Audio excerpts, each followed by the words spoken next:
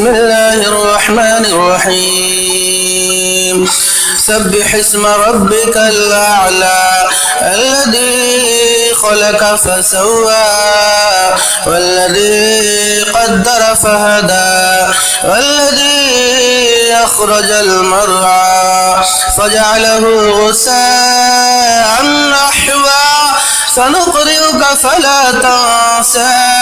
إلا ما شاء الله إنه يعلم الجهر وما يخفى ونيسرك لليسرى فذكر إن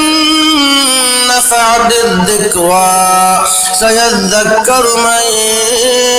يخشى ويتجنبها الأشقى الذي يصلى النار الكبرى ثم لا يموت فيها ولا يحيا قد أفلح من تزكى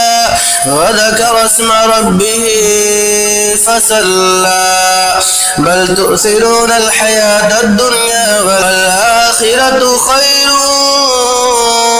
وأبقى إن هذا لفي الصحف الأولى صحف إبراهيم وموسى.